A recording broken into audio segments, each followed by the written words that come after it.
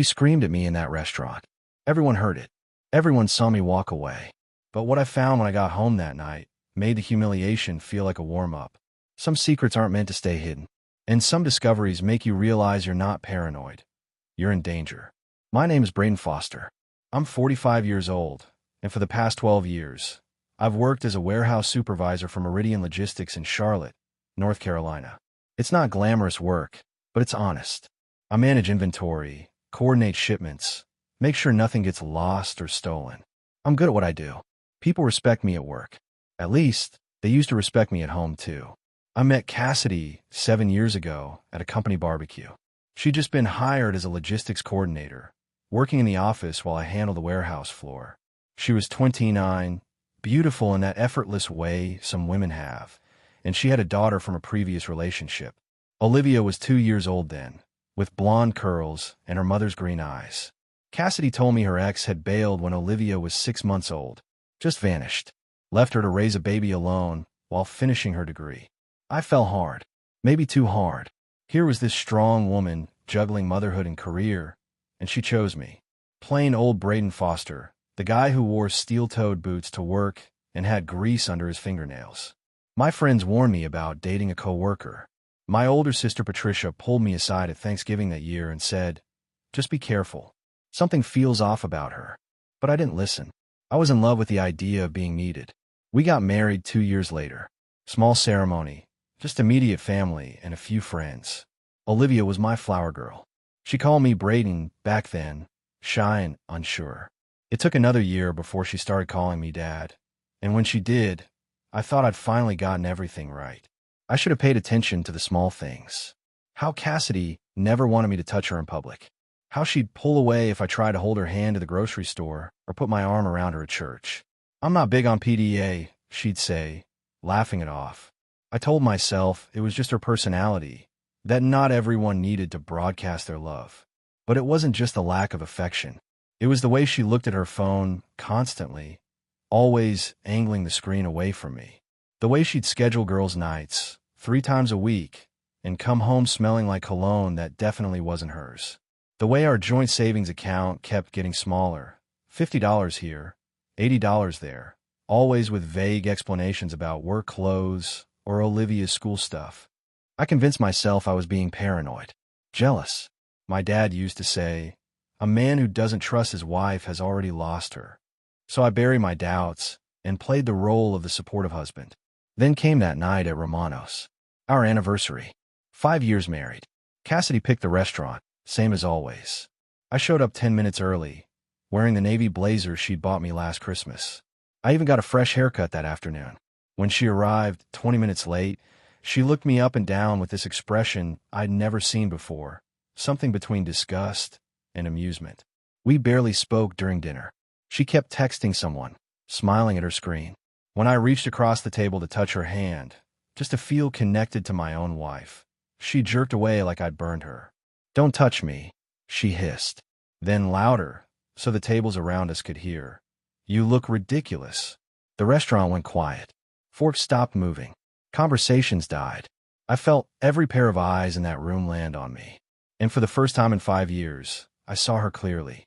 Not the woman I'd married. Not the mother I'd watched raise Olivia with such care.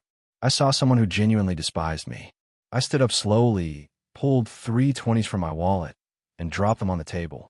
Then I looked her dead in the eye and said, "You're not worth this." The walk to my truck felt like miles. My hand shook so bad I could barely get the key in the ignition. But I didn't cry. Not yet. Because somewhere in the back of my mind, a voice whispered that this was just the beginning, that the real nightmare was still waiting at home. I had no idea how right that voice was. I didn't go straight home after the restaurant. Instead, I drove to the lake where my dad used to take me fishing when I was a kid. Sat in my truck for 2 hours, staring at the water, trying to figure out when my life had turned into someone else's bad dream. The thing about being humiliated in public is that it strips away all the excuses you've been feeding yourself. Every "she's just stressed" and "I'm probably overreacting" vanished the moment she sneered at me in front of strangers. You can't unsee contempt like that. It burns itself into your memory. When I finally pulled into our driveway around 11, the house was dark except for the bedroom light. Cassidy's car sat in its usual spot, Part of me expected her to be waiting up, maybe even apologetic. But I knew better. Women who apologize don't humiliate their husbands in restaurants. I came in through the garage quiet as I could. The living room was empty. Olivia's backpack sat by the stairs, her homework spread across the coffee table. She must have been at her friend Emma's house during our anniversary dinner. At least she hadn't witnessed that disaster. I heard water running upstairs. Cassidy was in the shower. My body moved on autopilot, climbing the stairs, walking past the bathroom where steam crept under the door. I went straight to our bedroom and stood there, my heart hammering so hard I thought my ribs might split. "Do it," a voice in my head whispered. "Stop being a coward and look." Our dresser had 6 drawers. The bottom left one was hers, supposedly full of old sweaters and winter scarves she never wore. I'd never had a reason to open it. Never wanted to violate her privacy like some paranoid husband in a bad movie. But tonight, something was different. Tonight, I was done pretending. I pulled the drawer open. Sweaters on top, just like she said. But underneath, wrapped in a purple scarf, was a phone. Not her regular iPhone with a damaged screen protector. This one was sleek, black Android. No case. No scratches. It looked brand new. My hands shook as I pressed the power button. The screen lit up. No passcode. No fingerprint lock. Just a blank home screen with 3 apps. Messages, photos, and a calendar app. I tapped photos first. That was my mistake. Some things, once you see them, you can't unscrub from your brain. The first picture was Cassidy in a hotel room I didn't recognize. She wore red lingerie I'd never seen. Her smile was different, genuine, the kind of smile I hadn't seen directed at me in years. The next photo was worse. Her and a man. Cole Ashford, our district manager. The guy who'd gotten promoted 6 months ago and loved reminding everyone he was the youngest DM in company history. I scrolled faster. Different hotels. Different cities. Charlotte, Raleigh, Greensboro. Business trips she told me about. Conferences she needed to attend. Overnight stays because it's too far to drive back. Then I found the videos. 3 of them. I didn't watch past the first 10 seconds. Didn't need to. The soundtrack alone, her laughter mixed with his voice, saying, "You're so much better than him," told me everything. The shower shut off. I had maybe 2 minutes before she came out. I opened the Messages app. Hundreds of texts between her and Cole. I scrolled to the most recent ones from earlier tonight, right before our anniversary dinner. "Cole, you sure you want to go through with this? Seems cruel even for you." "Cassidy, he needs to know his place. I'm tired of pretending." "Cole, what if he makes a scene?" "Cassidy, he's too weak. Trust me, too weak." Those 2 words hit harder than any punch I'd ever taken. Because part of me knew she was right. I'd been weak. Too understanding. Too forgiving. Too desperate to keep a woman who'd stopped wanting me months, maybe years ago. I heard the bathroom door open. Steam billowed into the hallway. I slipped the phone back into the drawer, covered it with the scarves, and closed it quietly.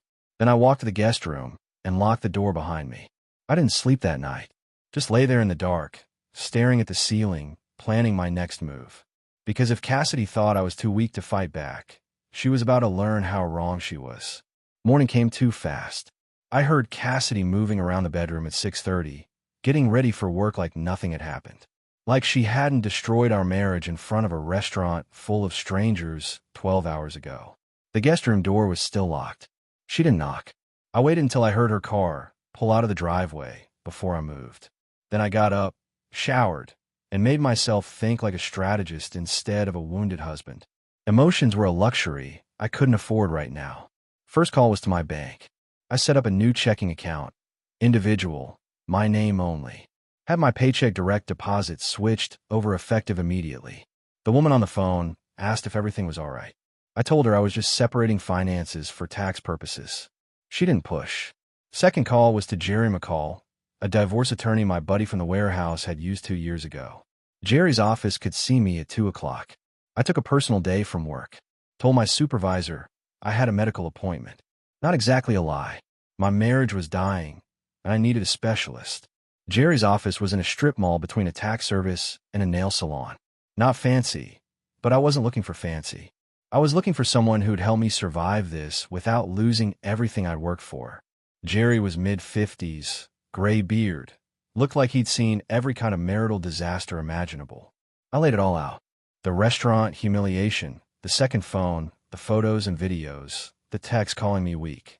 He listened without interrupting, taking notes on a yellow legal pad. When I finished, he sat back and said, "All right, here's what we're going to do. First, you need to document everything. Take photos of that phone before she realizes you found it. Screenshot the messages, the pictures, everything. Email them to yourself from an account she doesn't know about. Second, we freeze the joint accounts. Not empty them, freeze them.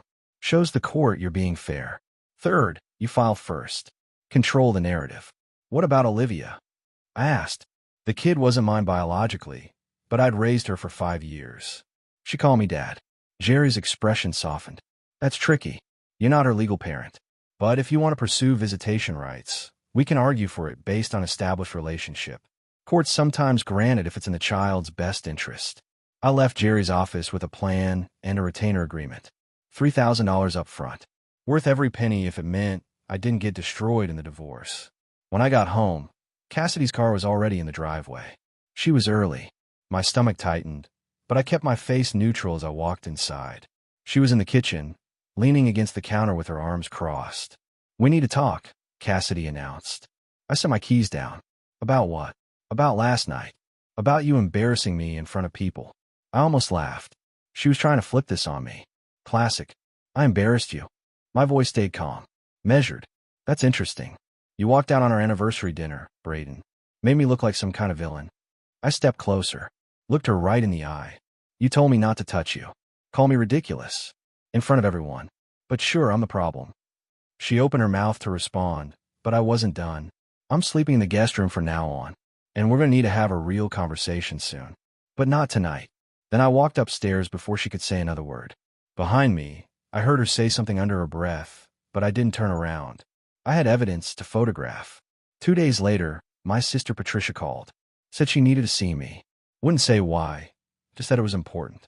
We agreed to meet at her house Saturday afternoon, while her husband Tom took their kids to soccer practice. I should have known something was wrong when I pulled up and saw her pacing on the front porch. Patricia didn't pace.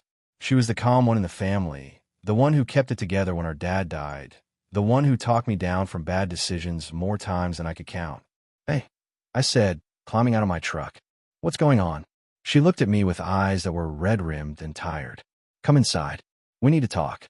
The living room was spotless like always, but Patricia didn't offer coffee or sit down. She just stood there, wringing her hands, and for the first time in my adult life, I saw my older sister look scared. "Tricia, you're freaking me out." "What is it?" She took a breath. "It's about Dad. And Mom. And you." My stomach dropped. "What about them?" "Do you remember Robert Connolly? Dad's business partner from back in the day." I searched my memory. Vaguely. The guy who died in that car accident when I was like 8 or 9. "Yeah, him." She walked to a drawer in the side table, pulled out an envelope. Old, yellowed at the edges. She handed it to me. Inside was a DNA test result. My name, and a man named Robert Connolly listed as biological father. Probability, 99.97%. The paper shook in my hands. "What is this?" "Mom did that test 20 years ago, after Dad died. She told me on her deathbed, made me promise never to tell you. Said it would destroy Dad's memory. That he'd raise you knowing you weren't his biological son, and he'd loved you anyway." I couldn't breathe. The room tilted. "You've known for 15 years. My voice came out strangled. 15 years, Patricia. She made me swear, Braden. I was trying to protect you. From what? The truth. Tears streamed down her face. "I'm sorry. I'm so sorry. But watching what Cassidy's doing to you, seeing you torn apart by lies, I couldn't keep lying to you too. You deserve to know." I sat down hard on the couch. My father, the man who taught me to fish, who came to every school play, who told me he was proud of me the day I got promoted to supervisor, wasn't my father. And my mother, who I'd thought was some kind of saint, had carried on an affair with his business partner. And my sister had known. Had looked me in the eye at Christmas dinners and birthday parties and family gatherings for 15 years, and said nothing. "Get out," I said quietly. "Braden." I said get out. She left. The front door closed behind her, and I sat there alone, holding the test results, realizing I'd lost my wife, my father, and my sister all in the same week. I spent Sunday morning doing something I never thought I'd do. I photographed my wife's secret phone. Every text message, every photo, every video. 3 hours of sitting in the guest room with my own phone, capturing evidence of her betrayal in case she decided to delete it all. The messages between Cassidy and Cole went back 11 months. Almost a full year of lies.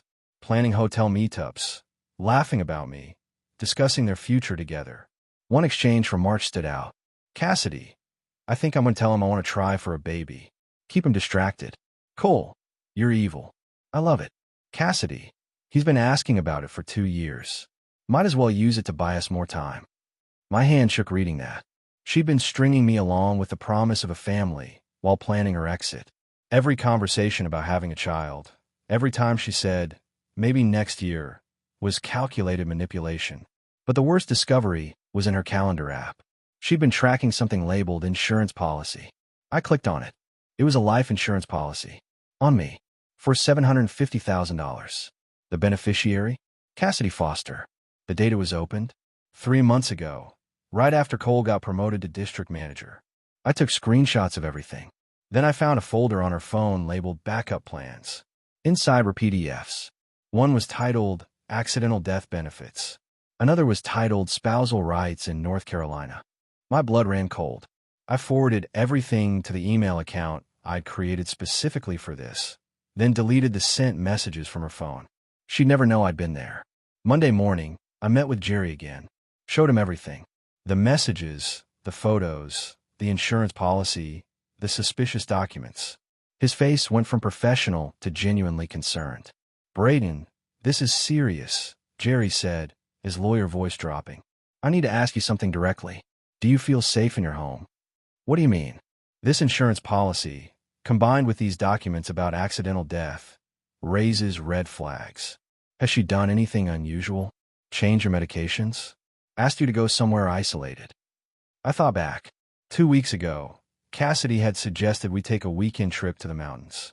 Just us. Said we needed to reconnect. I've been too busy with work to go. Told her maybe next month. Had that been no, I couldn't let myself go there. I don't know, I admitted. But I'm not taking any chances. Jerry nodded. Good. Here's what we do. We file tomorrow. Emergency hearing. Get a restraining order, if necessary. And you need to tell someone you trust about this. Your sister, a friend, someone. If anything happens to you, they need to know what you suspected. That evening, I called my buddy Derek from work. Told him everything. The affair, the insurance policy, the whole nightmare. He listened without interrupting. Stay at my place, Derek offered when I finished. Seriously, man. Pack a bag. You can crash in the spare room until this blows over. I can't just abandon my house. Your house isn't worth your life. Come on. He had a point. I packed enough clothes for a week, grabbed my laptop and the backup drive with all the evidence, and drove to Derek's place across town. Left a note for Cassidy on the kitchen counter. Staying with a friend. Don't contact me. Short. Simple. No explanation needed. That night, sleeping in Derek's spare room, I realized something. I wasn't scared anymore. I was angry. Cassidy had tried to break me, humiliate me, maybe even worse. But I was still standing, and I was going to make sure she faced consequences for every lie she told. Tuesday morning, Jerry filed the divorce papers. By noon, Cassidy had been served at work. I knew because my phone started blowing up with texts and calls from her. I ignored every single one. The paperwork was thorough. Irreconcilable differences. Request for equitable distribution of assets. Evidence of infidelity attached. Motion to freeze joint bank accounts pending divorce proceedings. And a request for the life insurance policy to be investigated. Jerry had also included something I hadn't expected. A request for visitation rights with Olivia. He'd warned me it was a long shot, but said judges sometimes granted it when a step-parent had been actively involved in raising a child for several years. At 3 o'clock, I got a call from an unknown number. Against my better judgment, I answered. You son of a... Cassidy's voice came through, shaking with rage. You filed for divorce? After everything I've done for you? Everything you've done for me? I kept my voice level. You mean sleeping with my boss? Spending our money on hotel rooms? Taking out an insurance policy on my life without telling me? Silence. Then, quieter. You went through my phone. Yeah, I did. And I found a lot more than just pictures, Cassidy. You have no idea what you've done, she said, and I could hear something dangerous in her voice. Cole is going to make your life miserable at work. You think you can just humiliate me and walk away? Cole can try whatever he wants. But he's your problem now, not mine. She hung up. 5 minutes later, Jerry called. Her lawyer just contacted me. Margaret Phillips. She's good, but she's also smart. She knows the insurance policy looks bad. She's proposing mediation. Absolutely not. We're going to court. Braden, mediation might actually work in your favor here. We have leverage. Strong leverage. She knows if this goes to trial, that insurance policy becomes public record. Her reputation, her job, everything gets exposed. I thought about it. What would mediation get me? Potentially, the house, your retirement accounts. And she walks away without contesting anything. Clean break. What about Olivia? Jerry hesitated. That's harder. But if Cassidy's desperate to keep this quiet, she might agree to supervised visitation. It's not much, but it's something. I agreed to mediation. Not because I wanted to make things easy for Cassidy, but because I wanted this over. I wanted to move on with my life. The mediation was scheduled for the following week. In the meantime, Jerry advised me to stay away from the house, avoid contact with Cassidy, and definitely avoid any interaction with Cole Ashford at work. That last part proved impossible. Wednesday morning, I got called into the office of our regional operations manager, Sandra Price. Cole was already there, sitting with his arms crossed, looking smug. Braden, have a seat, Sandra said, her voice tight. She was in her 50s, no nonsense, and I'd always respected her. I'm going to be direct. Cole has filed a complaint alleging you've been creating a hostile work environment. I stared at Cole. A hostile work environment? I haven't even spoken to him in 2 weeks. That's not true. Cole jumped in, his voice smooth. You've been giving me threatening looks, making other employees uncomfortable with your anger issues. Anger issues? I turned to Sandra. This is because I'm divorcing my wife.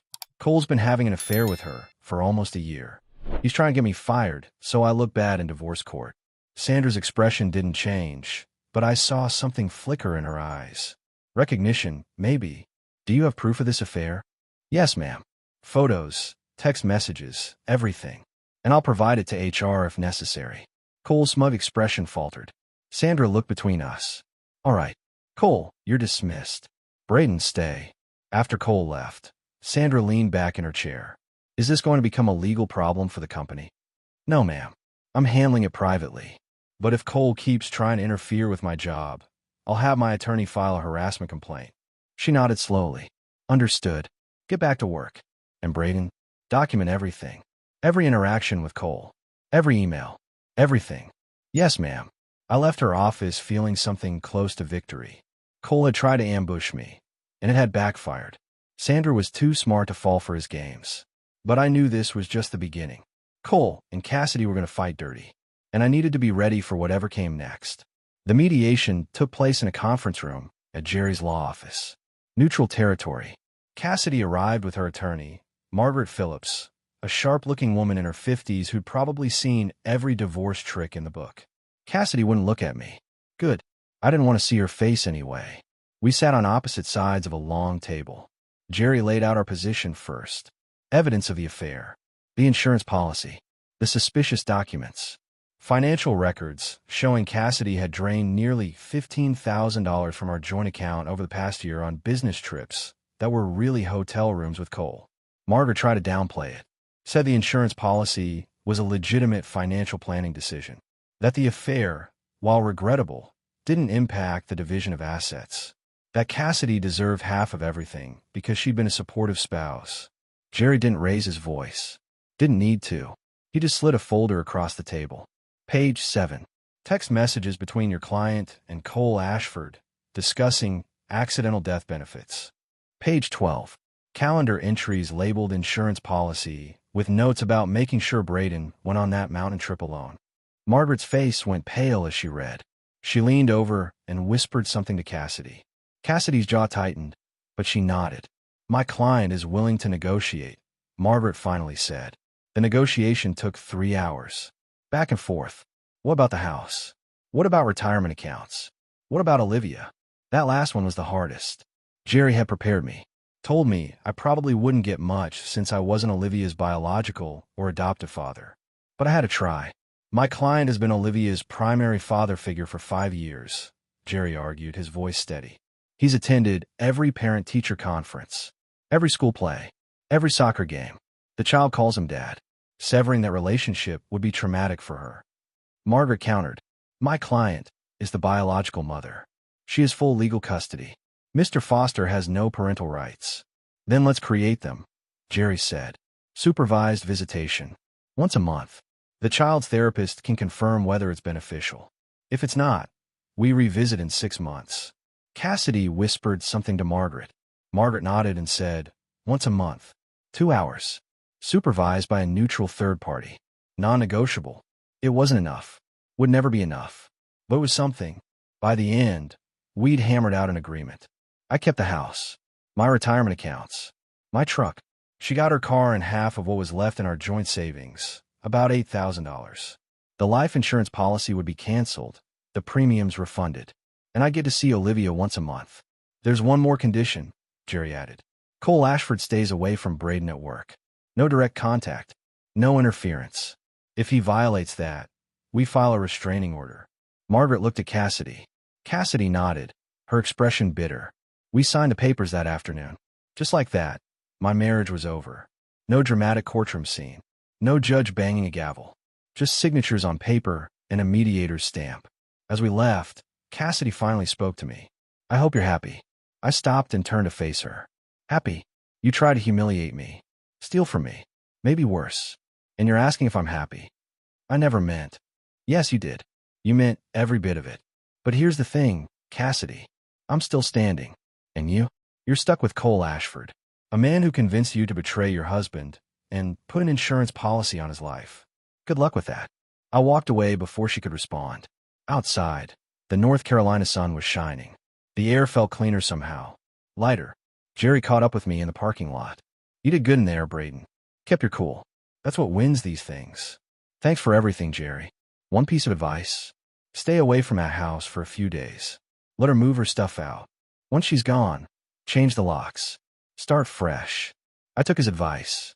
Stayed at Derek's place for another week while Cassidy cleared out her belongings. When I finally went back home, the house felt empty but mine. The first supervised visit with Olivia happened 2 weeks later at a family therapy center.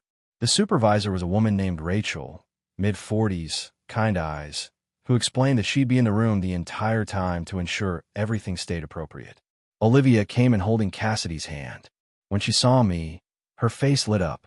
Dad! She let go of her mother and ran to me. I knelt down and hugged her, feeling her small arms wrap around my neck. Hey, kiddo. I missed you. I missed you too. Mommy said you went away. Are you back now? I looked at Cassidy over Olivia's shoulder. She wouldn't meet my eyes. I didn't go away, sweetheart. Sometimes grown-ups need to live in different houses. But I'm still your dad, okay? She pulled back and looked at me with those serious green eyes. Mommy said you and her aren't married anymore. Is that true? Kids were too smart for their own good. Yeah, that's true. But that doesn't change how I feel about you. We spent the next 2 hours playing board games and talking about school.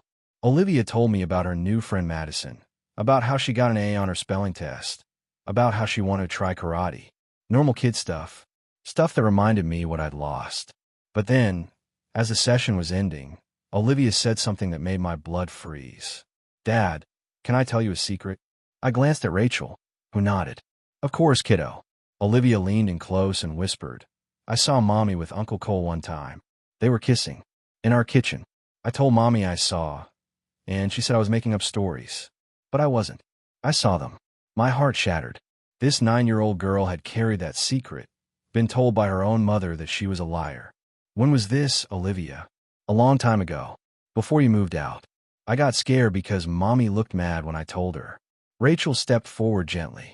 Olivia, honey, can I talk to your dad for a minute? Olivia nodded and went to color at a table in the corner.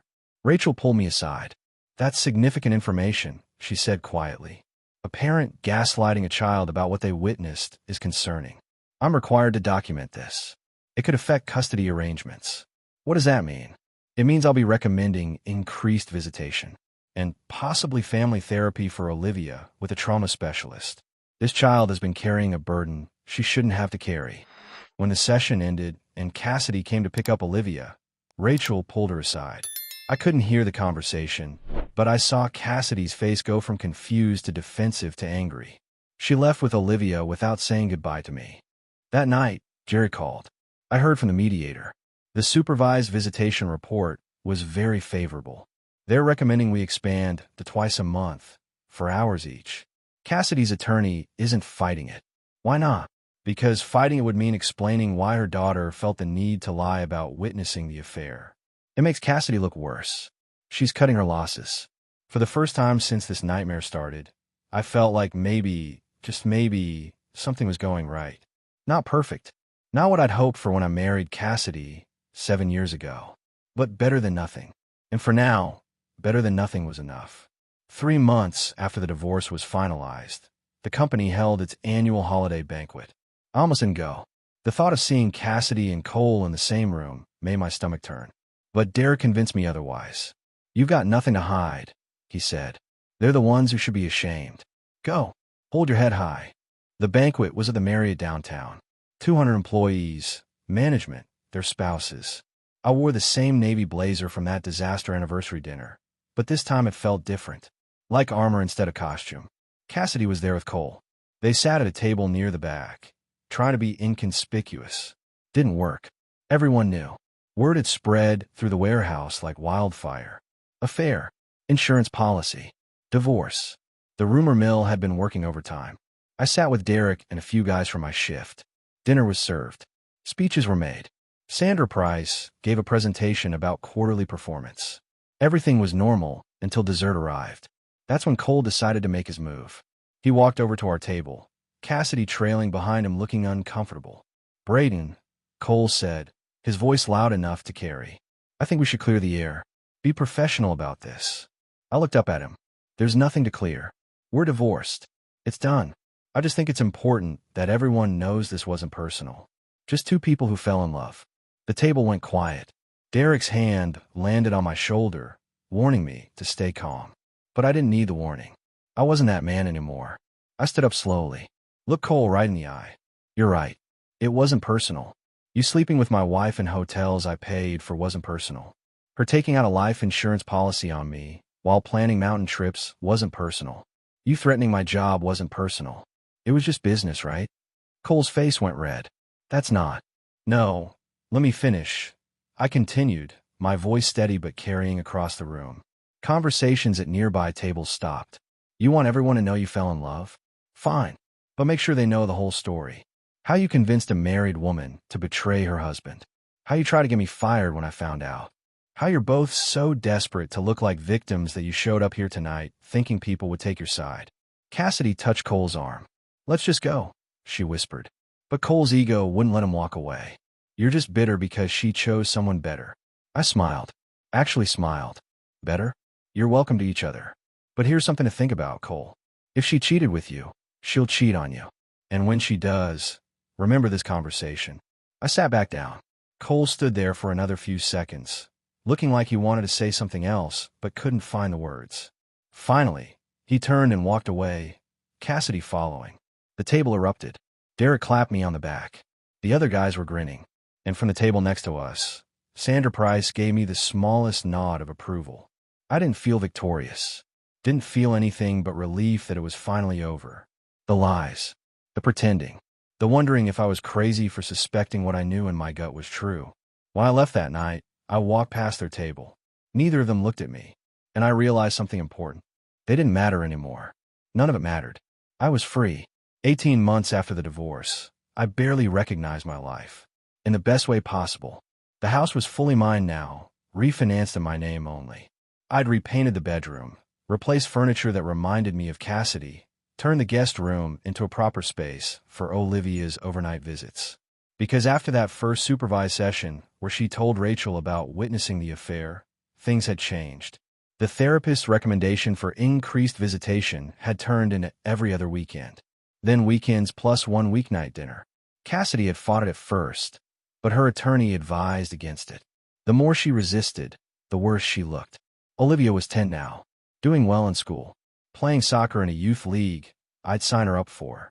She still called me Dad, and every time she did, it felt like winning a small victory. I'd even started dating again. Nothing serious yet. A woman named Andrea I'd met at one of Olivia's soccer games. She was a teacher, divorced, no kids. We'd gone out 5 or 6 times. Took things slow.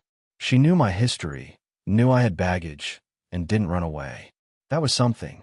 Work was better too.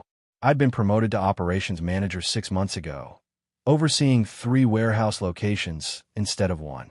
Better pay. More responsibility.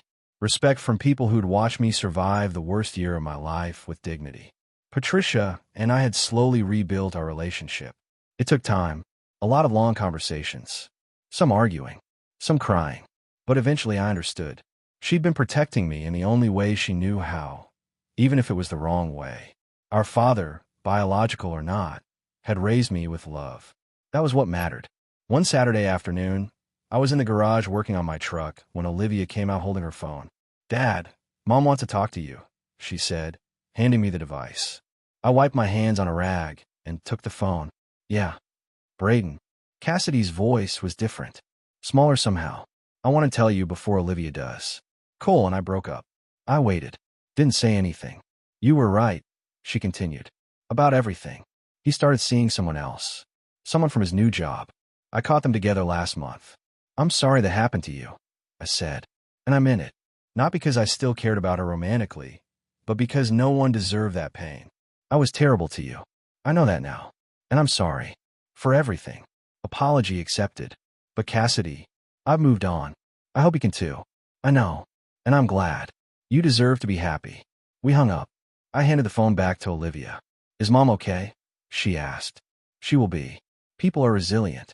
They survive things they don't think they can. Like you did." I pulled her into a hug. "Yeah, kiddo. Like I did." That evening, after Olivia went back to her mother's house, I sat on the back deck with a beer and watched the sun set. Thought about the man I'd been 2 years ago. The one who accepted crumbs of affection and convinced himself it was enough. The one who ignored red flags because he was terrified of being alone. That man was gone. In his place was someone stronger. Someone who knew his worth. Someone who wouldn't settle for less than he deserved ever again. My phone buzzed. Text from Andrea. "Dinner tomorrow? My treat this time." I smiled and texted back. "Sounds perfect." Life wasn't perfect. Still had hard days. Still missed the family I thought I was building with Cassidy. But those moments were fewer now, replaced by good days. Days with Olivia. Days building something real with Andrea. Days where I looked in the mirror and liked the man staring back. I'd survived betrayal. Survived heartbreak. Survived the complete destruction of everything I thought my life would be. And somehow, I'd come out the other side better for it.